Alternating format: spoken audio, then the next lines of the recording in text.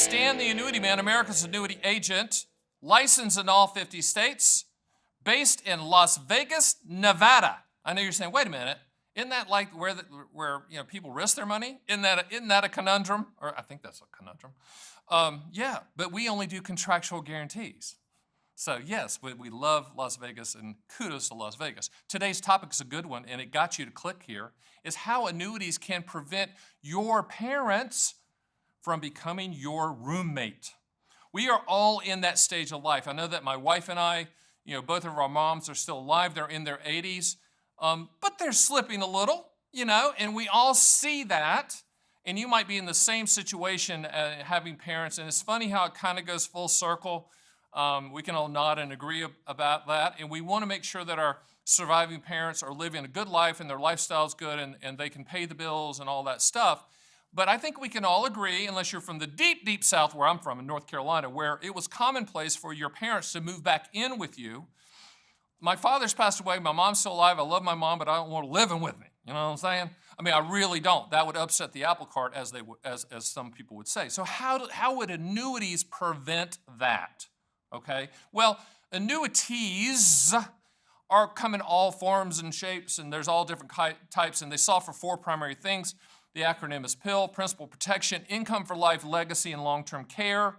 Okay, so for the elderly sect out there, and I'm going into that category pretty soon, it's typically long-term care and lifetime income. They need lifetime income. They need to go live their lives. There's no real reason to save unless it's a pure legacy play. But for most of you out there, you're saying, yeah, it'd be great if I could just, whether you're putting them into assisted care, long-term care, whatever, there are annuities that can do that for them. Okay, now, let's kind of broach a tough subject. We had a situation the other day where the mother was getting, on-stage dementia, was forgetting things. And under that standpoint, obviously, we can't, or anyone else can't sell to that person if they're not cognitively there. So if you're a child of a parent in that situation, you're going to have to get a durable power of attorney, go to an estate planning lawyer, and set that up so that what that means is you can make a decision on the finances for your parent. In this case, my sister is durable power of attorney for my mom, just because I don't want to do that. And I can advise my sister, and she's very, very smart.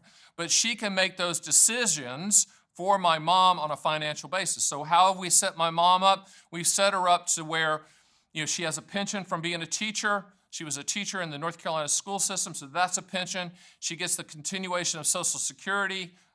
They had set up her and my father before he passed.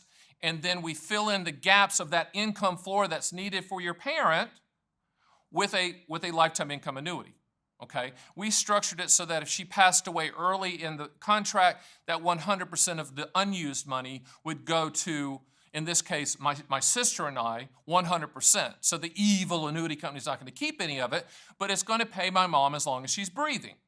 And she's fine with that. So, and this kind of happened with us, and just giving you a personal story, when my father passed away, my mom they came from the deep South where my dad did everything. He drove the car, he paid the bills, he did it all. And my mom, that's just the way it was back in the South, and it might still be. But my mom really didn't know how to do any of that, okay? So we had to go in, my sister and I had to go in and say, okay, Mom, show us the bills that are coming in. So we looked at the bills, okay? We established what her income floor need was, whether it was the house payment, the electrical, all that stuff. That's the income floor. And then we looked at her pension and her Social Security. Did that cover it? And if it didn't, was there a gap? And whatever that gap was, we bought an immediate annuity to cover that gap. So she didn't have to think of anything. And then we put everything on auto pay. So she can just go and play cards and go to the movies and do whatever she wants to do. But that's how I would tell you, that's how annuities work. Now, in a kind of a broader picture, we also set something up. When she does have to go to assisted facility, in those cases when she gets dementia or she lives that long, we have an annuity in place to pay for that as well, which means she doesn't become my roommate. Bottom line is, with this topic, which is preventing your parents from becoming your roommate, That's a loving gesture. That's not you being a misanthrope, okay? That's a loving gesture because most of your parents don't want to live with you anyway, okay? And I know the feeling's probably mutual. But you need to have discussions with an estate planning lawyer if you haven't already. Get a durable power of attorney, and then you can go to my site. You can work with one of my qualified team members. They're all licensed. They're not on commission, but they're all licensed, okay? And they can help you find the right solution.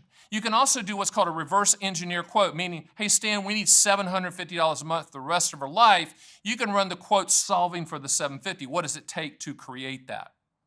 All right, food for thought. We'd love to be part of that process, but the process starts with you talking to your parents, your spouse, your parents, your siblings, and then talking to an estate planning lawyer, and then talking to us. My name is Stan, the Annuity Man. See you next time.